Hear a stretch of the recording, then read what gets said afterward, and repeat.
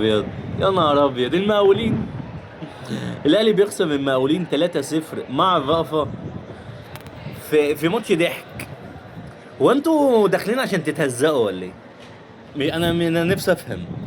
ما تقعدوا تتلموا في ملعب التتش ولعبوا وديات ولعبوا، والناشئين بتلعب كده كده.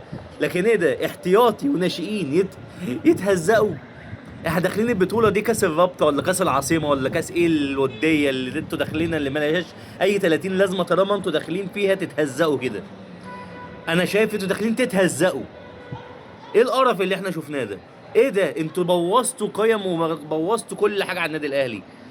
النادي الاهلي احنا مهما كان ما بنحبوش الخساره، مهما تقول لي بطوله وديه دي بطوله مش عارف، ما بنحبش الخساره. تالت ماتش تخسروه، والرابع في كاس مصر تطلعوا من وي تطلعوا. ايه ده؟ ايه اللي احنا بنشوفوه ده؟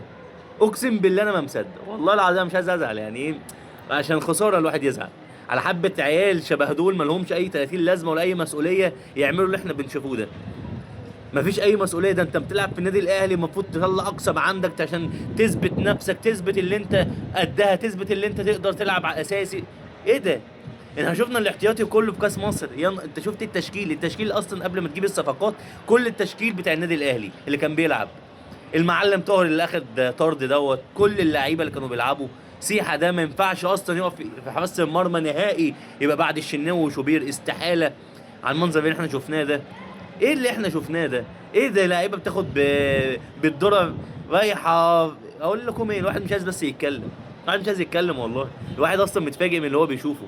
ده النادي الاهلي، ده النادي الاهلي، ده اللي بمان حضر ده، دي الناشئين. ايه يا جدعان اللي احنا شفناه ده؟ ايه المهزله ده؟